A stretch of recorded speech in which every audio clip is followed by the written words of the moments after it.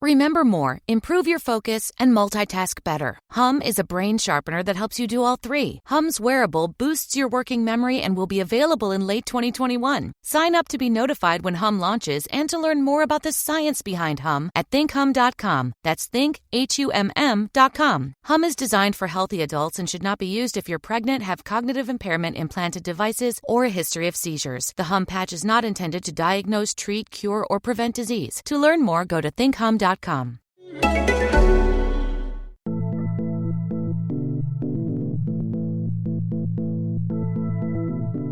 I could tell myself what I actually wanted to hear when I was genuinely suicidal, it would have to be "you're loved" or "you will be loved in the future," that you're a valid human being in your own right.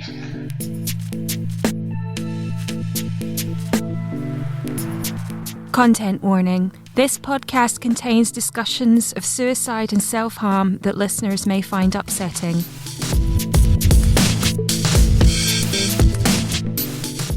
My name is Halina Rafai and this is the A Sonic Hug podcast. Over the coming months and episodes, you will hear the voices of people from different walks of life who deal, experience and battle mental health issues. Kirstyn and I have followed each other from afar for a while now. I think there's a mutual respect when it comes to our work surrounding mental health, and it wasn't until this conversation that I really understood the magnitude of Kirstyn's experiences. This story is one of the reasons I started this podcast, a truly honest account from someone showing their complete vulnerabilities in a way that isn't sugar-coated. This also introduces me to a new subject, that being borderline personality disorder, or BPD. I thank her implicitly for this account. This is Kirstyn's story.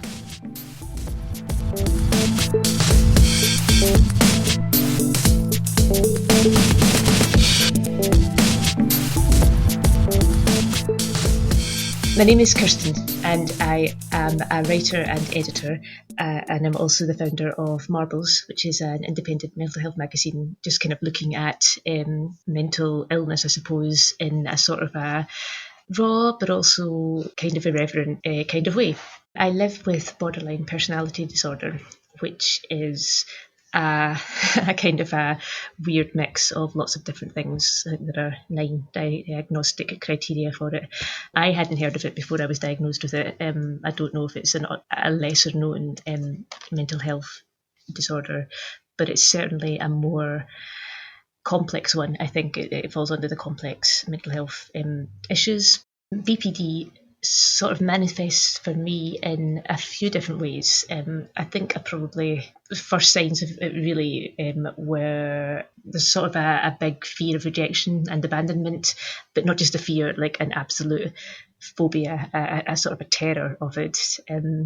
There's also not having a real sort of strong sense of self, which is something that's kind of manifests throughout my whole life. I've always just done what other people told me to do. I've always just I feel like people, for a long time, certainly in my life, people just laid out the path for me, and I decided just to take that because I wasn't really sure who I was or what I was doing or anything like that. Oh yeah, anger and rage are another thing, which I think is quite an interesting one. If you don't know somebody very well, you'd be like, there's no way she could be in any way intensely angry, but that's quite a big one for me as well, which I've sort of had to kind of deal with throughout my life, just really intense periods of anger and rage, which kind of manifests for me quite a lot in something that's called splitting, which is when you see a person or a thing or, I don't know, a concept as either black or white, and there's no in between. So you either love somebody more than anything else in the world, and then the next minute you could hate them more than anything else in the world, and there's not really any sort of in-between thing there. I understand that all of these different things manifest in different ways for different people, but for me, those are the main ones, as well as things like sort of self-sabotaging activities, sort of self-harm for a long time, and things like reckless drinking, and sort of some people can take part in lots of unsafe sex and drug misuse, and reckless spending was a big one for me as well.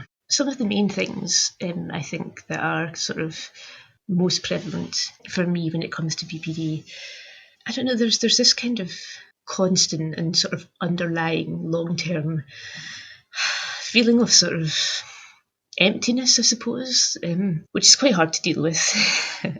It's just, for me, it kind of manifests as the phrase that I keep coming back to is just like fundamental unlovable.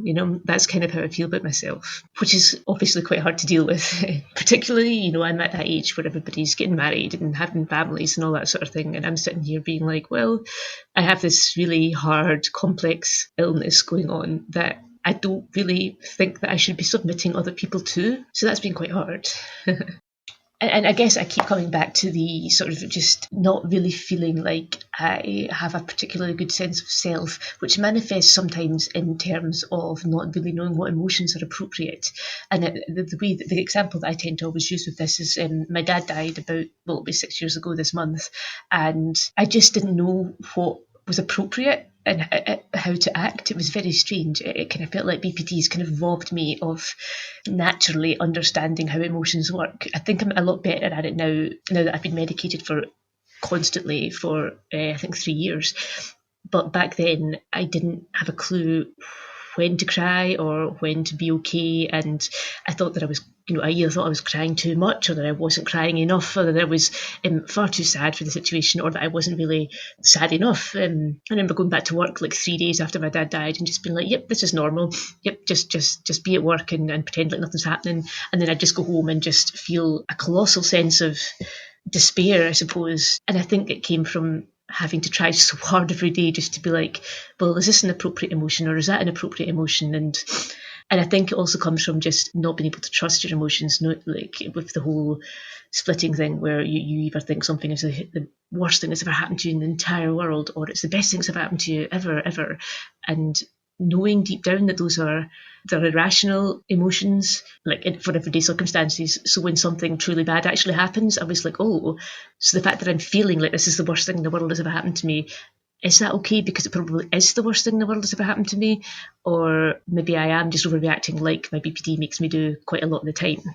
I think there are quite a lot of myths surrounding BPD, which are very harmful and very dangerous ways of thinking about things. The main one, I think, would be that, I don't know, I remember Googling BPD when I first got diagnosed with it, and the first thing that came up was, borderline personality disorder, manipulation. That's a big one for me, and that's really, I find that very sort of hurtful, I suppose. I know quite a lot of people with BPD, and they're the least manipulative people I've ever met, ever.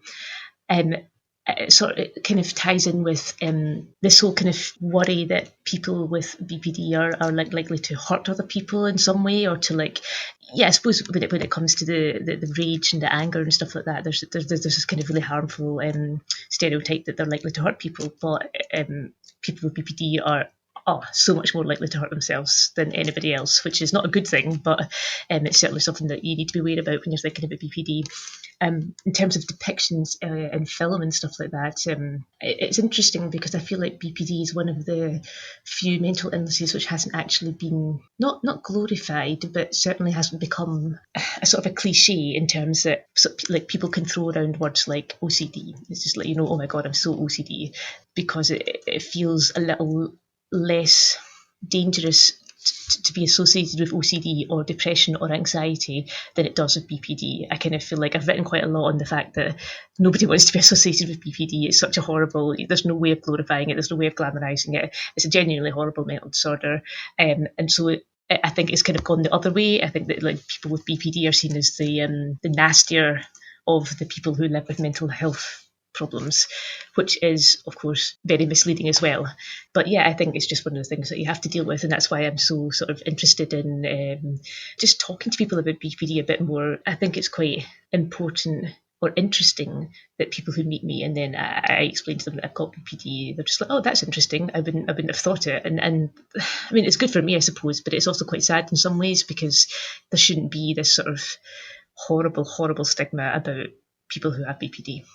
The thing about BPD is that it's often said to kind of be brought about from your childhood, which I suppose I can't argue with, but I also don't want to act like I had a terrible childhood, because I don't think that I did. There are certain aspects of it which I think probably contributed to some aspects of my BPD. it's interesting because when you're a child, you don't know that what you're experiencing is different or wrong, for lack of a better word, or not the norm. And I've always been a very sort of explosive person, but I also think that I managed to mask that quite well as a child. I think that kind of more came about in the sort of the teenage years, when you're battling with hormones and stuff like that as well. I think that as a child, I think I was very protected and very kind of privileged to have, people looking out for me and stuff. It's interesting because I look at the diagnostic criteria, particularly when I was first diagnosed, and I just thought, I am textbook. It was such a strange thing because I'd been dealing with all these strange mental health things all throughout my teens, particularly throughout my 20s. And I don't think I got diagnosed until I was about 26. And I just remember thinking and being so angry with the fact that nobody had caught this before. Nobody had looked at me, and of all the therapists and counsellors that I'd spoken to, nobody had been like, oh yeah, you clearly had BPD. So when I finally did get a diagnosis, I was really happy, but I was also kind of a little bit furious that nobody had picked up on it before. I just feel like I can tick all the way down the list. And I don't know whether that's just, I think I got quite good at hiding how I was feeling to a certain extent, or also just kind of thinking that it's normal. I don't know. I think that sounds quite sad, but I do remember being a bit of a sad child. I do remember being a bit kind of depressed and anxious all the time, and sort of not really feeling like I had a life of my own, and just sort of doing what I was told because that's just what happened and stuff. And then looking back, I can see parallels with that, and what you find out, what the criteria are when you actually get diagnosed, and even kind of slightly scary things. Like I do remember as a kind of a youngish child under 10, just really not wanting to be alive anymore, and just really kind of thinking, oh yeah, it would be better for everybody if I were dead, and kind of looking in my parents' the drawer where they kept the big kitchen knives, which I knew I wasn't allowed to look at, and just thinking I could do something with this, I could end things now. But I don't know where those sorts came from or where they went away to, but those are quite kind of significant ones in my childhood. So kind of everything adds up. I think everything sort of pointed towards BPD, and I just when I finally got diagnosed, I was just so grateful. That was a really great therapist, and it really helped to have that diagnosis. There's a big thing going on right now where people are against the borderline diagnosis, and I can see the reasons for it, but for me it's been a very, very helpful diagnosis, and I'm not against the diagnosis at all. I think it's getting diagnosed with BPD meant that I could finally start working on a plan to control the BPD. So for me it was a very important thing to happen. I think I've had quite a lot of dark moments in my life. I feel like I'm smiling as I say that, as a kind of a nervous tick when it comes to talking about dark moments. I've certainly been suicidal a number of times, starting from when I was a child, I suppose, that time when I was looking at the knives in the kitchen drawer. And of course I self-harmed quite a lot as a teenager, and I don't know, quite a lot of times I was asked about it, but kind of lied about it, obviously, to cover it up. And sometimes there was one employee that I had who was quite clearly taking the piss out of me or laughing at it, and I just remember thinking, this whole thing blows, you guys are all awful. As I got older, I feel like it got a lot worse, but it's kind of been in the more recent years I've felt very sort of confused about life and sort of why I'm on this earth. And even this year I had a big kind of moment in the summer where I just thought, you know what, this isn't worth it. But I documented all that on the page for my magazine, Marbles, because it really showed how hard it is to get help when you need help. It was quite distressing, the whole situation, trying to get help and being kind of blocked at every turn and being told, well, we can't help you unless you're actively going to kill yourself. And I was like, shouldn't you be helping me anyway? Because I either just kind of go away feeling like nobody cares about me, or I kill myself, and neither of those are particularly good outcomes. That was a big eye-opener for me. I say it was a big eye-opener for me, but it actually wasn't. It happened before when I was with my ex-partner, and we had a bit of a moment, and he was phoning hospitals and stuff for me and just being told, well, there's only one person on tonight, so we can't see you tonight. And I was being told, well, you could come in and stay in this kind of safety house, but unless you really, only if you really, really need to. And I think I'm just the kind of person who was like, guess I won't kill myself, I suppose. So maybe that was a tactic that made me not do that. But it kind of feels like the more help you need, the less likely you are to get it. They wouldn't put me back on the waiting list for an NHS psychiatrist because it was going to take too long, but there wasn't an option for me who needed urgent help. That's kind of what being suicidal has been for me. It's just been a sort of a look at how understaffed and underfunded and desperate the NHS is for help. When it comes to my family right now, through the years, I've probably drip-fed to them the fact that I do have this kind of slightly more complex mental health disorder. I think it would have come of no surprise to any of them that I did have mental health issues. But the fact that it's just this one thing that kind of explains quite a lot of my actions and quite a lot of who I am as a person, I think they're probably quite, not believed, but certainly like, oh, okay, at least there's an explanation for this, or there's kind of, this is, I can look into this, or I can, do a little bit of research and figure out, what she's going through. I don't tend to talk with them about it too much because my dad isn't with us anymore. I don't want to worry my mum. She's quite a worrisome little person anyway, and I just think I'd rather present this image of me that's fine and it's okay. It kind of slipped this year when I had my big sort of breakdown. I kind of had to just be like, you know what, I'm not doing so good, mum, which is easier to say than, hey, mum, I want to kill myself. I would never say that to her outright. I would never, ever let her know that I was feeling that way. I've got 2 brothers, and I think they're aware of the fact that I have problems. I hate that word, but they're aware of the fact that I live with mental health issues. But again, I just try to keep things light.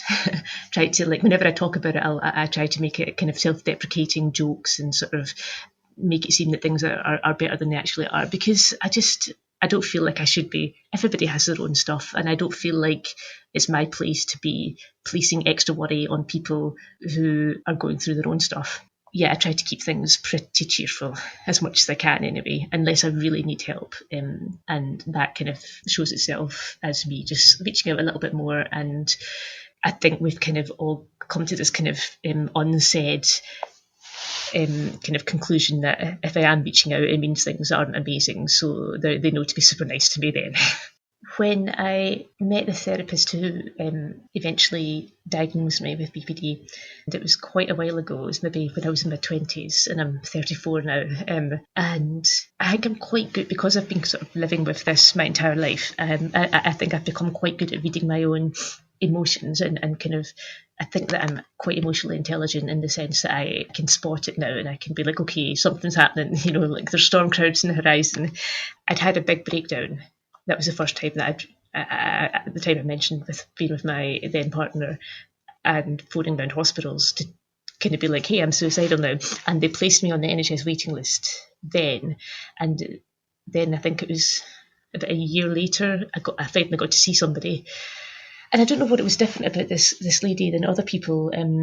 I'm trying to figure out whether it was maybe the first psychiatrist that I'd spoken to, as opposed to counsellors and therapists who didn't kind of specialise in things like DBT and CBT and stuff like that. And I don't know, I think it's just the luck of the draw when it comes to therapists sometimes. I've had some that I absolutely did not gel with at all.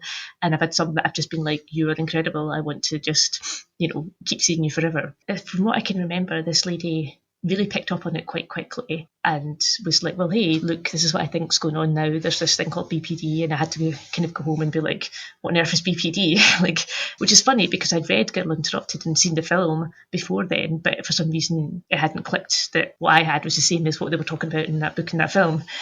I'm not sure why she was the one who figured it out. Maybe she was just kind of paying more attention to me than other people, or maybe I was in a particularly obvious BPD phase back then, and it seemed a lot more obvious or a lot more clear to her.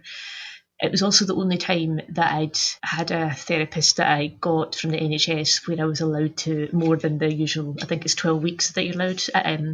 Every other therapist I've had for 12 weeks, and this one I had for about 2 years in total, until she was like, you know what, I think we've cracked this, or at least, we're ready for you to leave now. And that was the only time that I'd ever felt ready to leave therapy. I remember thinking, yeah, you know what, you're right. For the first time in my life, I actually feel like I have a bit of a handle on this. Yeah, I don't know, that lady just, she saved my life. She absolutely saved my life, which is weird when you think about she was just doing her job. I think I'm probably still alive because she was doing her job. I think the things that have triggered my worst kind of BPD moments since being diagnosed by a therapist.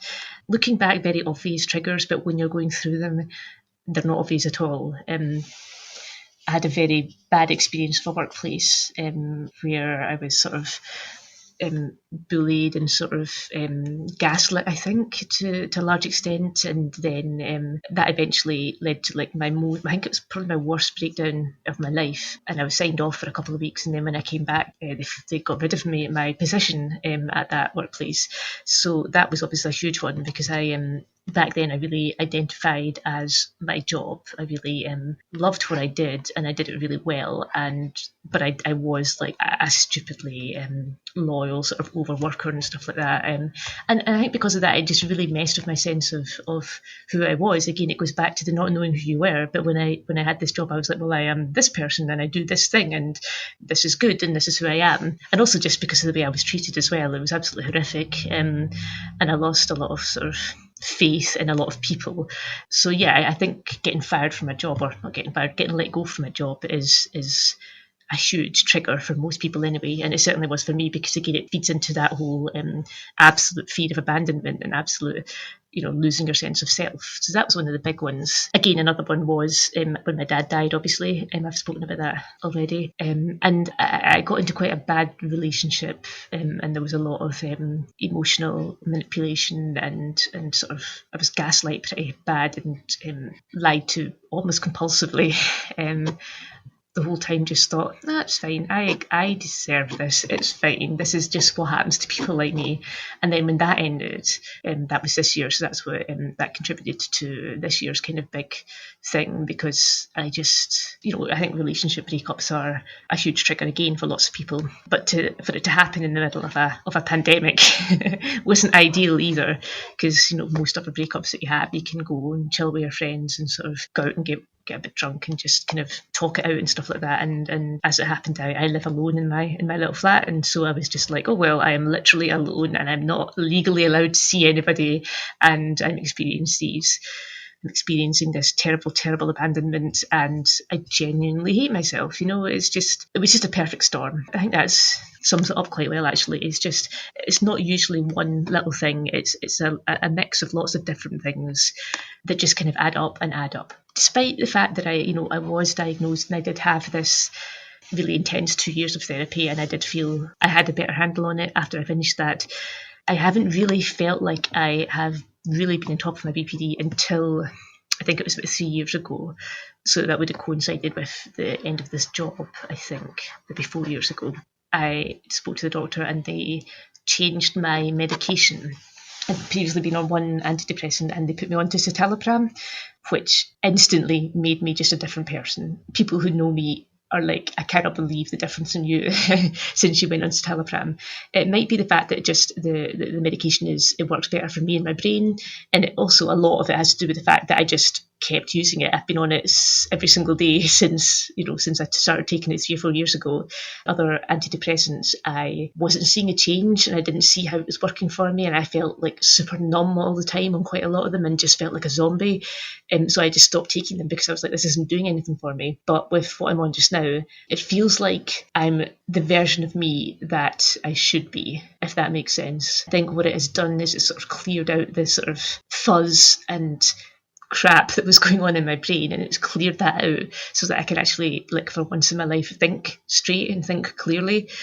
The difference in that has been life-changing for me personally, even more than the excellent therapist I had. That's been the most important thing I've done with my entire life.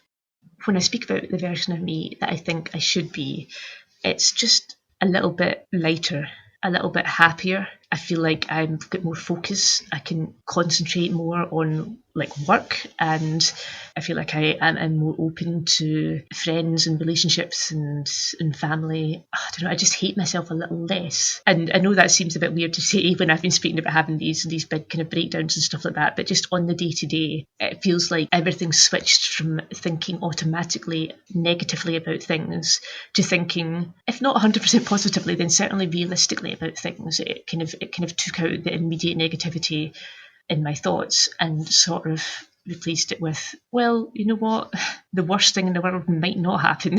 If you do this one thing, a good thing might happen, and even if a bad thing does happen, you'll be more prepared to deal with it if it does. Whereas before, I wouldn't do things because I was worried that the worst thing would happen, and then if the worst thing happened, I would not deal with it very well. I'm not sure if that makes sense at all, but that's the way that that's the only way I can describe it. When I think about why people don't want to be associated with BPD as a diagnosis, I think it has to do with how society sees BPD on one hand, because there really hasn't been all that many depictions of like a true lived experience of BPD in the media. I mean, if we're being honest, it's also because, if you read these 9 diagnostic criteria, they're terrible things that a person is going through and that a person is, I suppose. Do you want to be thought of as a person who has like a pattern of unstable relationships and they have no sense of self, and they'll, when they might start feeling suicidal or want to harm themselves? So yeah, and on top of that, they're just going to feel constantly lonely all the time, and then all of a sudden they'll be really angry, and then next thing you know, they might just be telling you that they love you more than anything else. Nobody wants to be that person. I think it's because when you look at the diagnostic criteria on paper, you think, well, that is a terrible person. That's a manipulative person. That's a person who doesn't know who they are. This person is not somebody that I want to be, and it's not somebody that I want to be associated with either. So I can understand people not wanting to be diagnosed with it. I'm not sure about what the consensus is on the term BPD. I know that some people don't associate with borderline personality disorder, and they prefer to use EUPD, which is emotionally unstable personality disorder. But I think that's worse. That's like saying I'm emotionally unstable, which is very, to me, infantilizing. It implies somebody who just has no control over their emotions. I don't know why you'd rather be seen as unstable than as borderline. And of course, then there's the whole conversation about the term personality disorder. It's not a disorder, it's just my personality. I haven't really thought too much about that because I try not to spend too long thinking about how terrible it is to have BPD. I think that quite a lot of the self-stigma comes from, I don't know, maybe knowing that you yourself are this person. Quite a lot of my worries come from the fact that I know that I am this person, and I can be a better person when I'm on medication, but the fact that it takes a pill every night to be a good person. I mean, look at that. That was a lot of self-stigma right there, implying that I'm a bad person because I have BPD. But when I'm in my sort of low moments, that's how I feel. I'm just like, you are a bad person because these are all the things that are wrong with you. These are all the things that have been demonstrably wrong with you. And that's you. That's who you are. It's very hard. I know there's quite a lot of kind of people who don't identify with their diagnosis, but I 100% do. This is me. This is who I am. And that's quite a thing to think about. It's just like, well, deep down at your very core, you are a person who does this and feels this and who people fear, which is hard. I think quite a lot of changes need to be made when it comes to mental health treatment and help. First of all, we need a government that cares about people. So, and then we haven't had one of those for many, many years. The NHS needs to be funded more, and it needs to have more staff who have more time. 12 weeks is the average of what you get when you've waited for a year to 18 months to get help with your mental health problems, which is basically a plaster over a gaping wound. Every time that I've had the 12 weeks, I've been like, okay, fine, that was a good start. Now, when does the actual therapy begin? We need a more compassionate society, I guess. Like if I phone up the emergency bit at the psychiatric hospital, I don't need to be told, oh, well, there's only one person on tonight, so we can't see you. That's damaging and that's really dangerous. And that's the last thing you need to hear when you are desperately seeking help, the fact that you're a burden because there's only one person on tonight.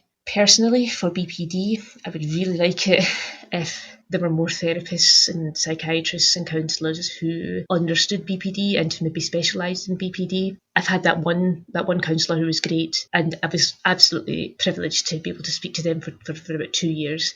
But since then, I've found absolutely nobody who gets BPD as well as she did, to the point where I've spoken to therapists who've been like, oh, well, we all have a little bit of a personality disorder, which is a truly wild thing to say if you're a therapist. Yeah, I would like there to be more specialised, not just for BPD, I suppose, for every mental illness, truly specialised people that you could be diagnosed directed to when you need them, and you know that you won't have to explain to them what your diagnosis is and explain the ins and outs to them, and they could just be like, right, yep, I know about BPD, let's get started and stuff. But the main thing is just the lack of help you get when you're truly suicidal. It's just, and I don't know how you can fix that. I don't know. I'm just a person that lives with BPD, and I don't even know how you begin to fix that, well, apart from funding the NHS better. But we've known that for forever, and fuck all's been done about it.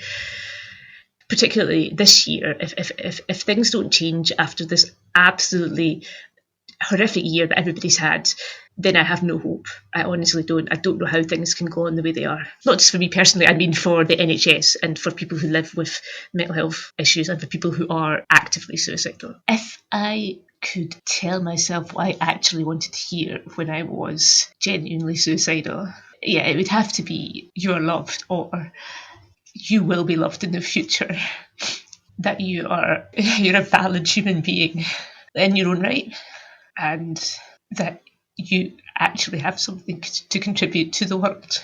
Because when I'm in those moments, I'm just thinking about what an absolutely awful person I am, like what a terrible friend I am, what a terrible girlfriend I've been, what a bad daughter I am. Oh, I'd probably like to have heard, "Your dad did love you, man," and like he'd have been proud of you if he were still alive. But mainly that one day you will actually be loved, like unconditionally by someone. That's the main one.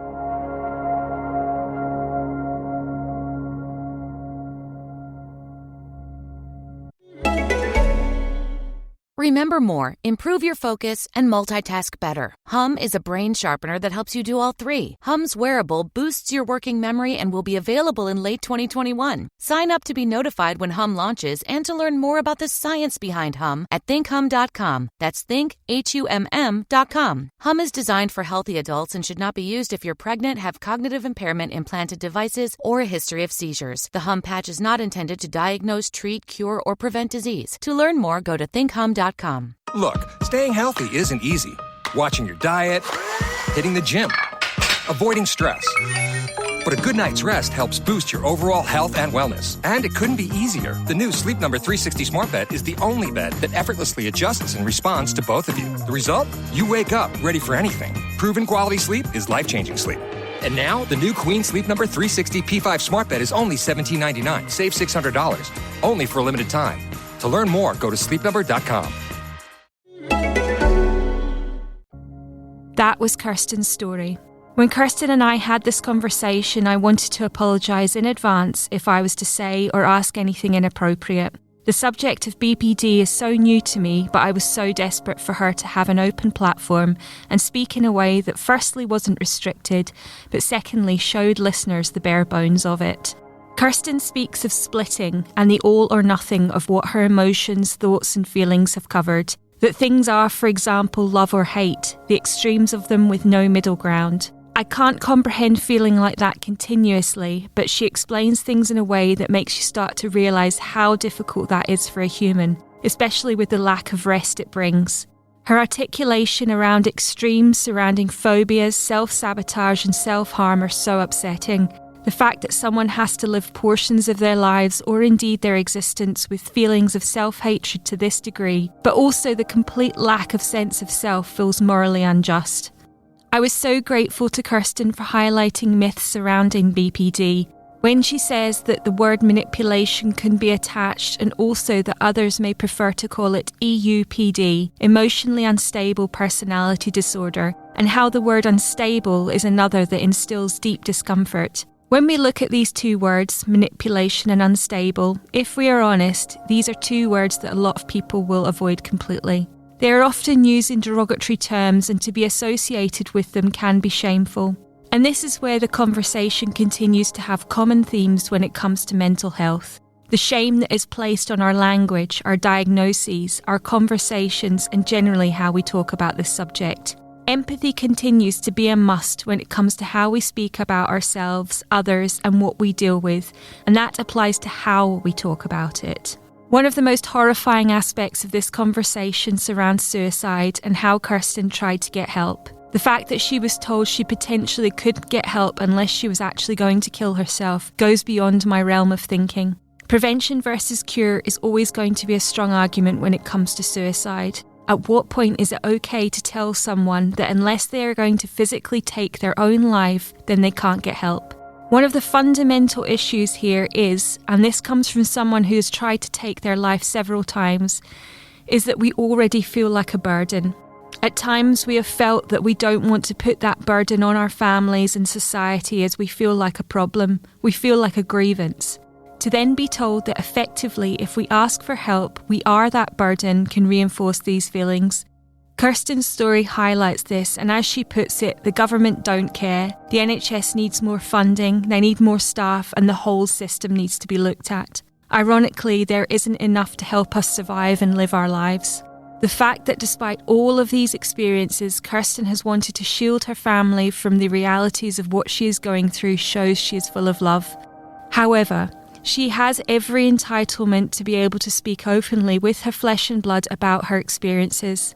Families are complicated things. Personalities differ. We assess what those close to us can cope with and make our own assumptions. But, as Kirstyn says, when she is really struggling, she lets her family know. So why can't many of us just speak to our family before it gets to this point? This must be a constant from the onset. Kirstyn's experience with therapy is so positive. It took time to get there, but I am glad she found someone who fit with her. The fact that she had to wait a year is a common story, and we wonder why there is a mental health crisis. Her positivity around medication should be noted. Sometimes there are complexities that need this help, the prolonged suffering that many feel that requires extra help. In Kirstyn's instance, the happiness I feel for her that she is able to feel, as she puts it, lighter, that she is open to relationships with those around her, that she can concentrate, and that she has that grey area that she hasn't had previously. With pain and suffering comes an understanding. An empathy builds which is so strong at times that it instills a drive in us humans. Kirstyn created a magazine called Marbles that highlights mental health and talks about it in a way that is poignant, relatable and powerful. It's that drive within her that made her want to give back. This timeless theme of wanting to help other people to prevent them experiencing the same horrors you have gone through, the want to educate people on stigmas, the want to just make people be kind to one another. Kirstyn is the embodiment of all of these things. The internal tortures that she experiences, the battle of trying to understand who she is, her purpose and her place on earth. It's demonstrated in her actions, and even though she may not believe her own huge heart at times, many of us can see it, and many will be introduced to it after listening to this. Your place here is so important, Kirstyn. You're a phenomenal human being, and you will always be loved.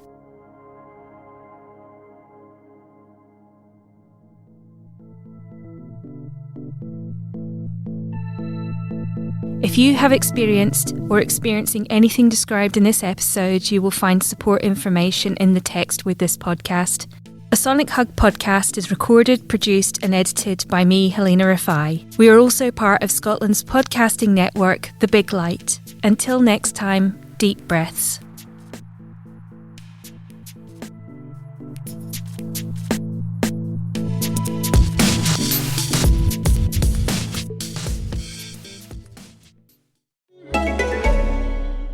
Look, staying healthy isn't easy. Watching your diet, hitting the gym, avoiding stress.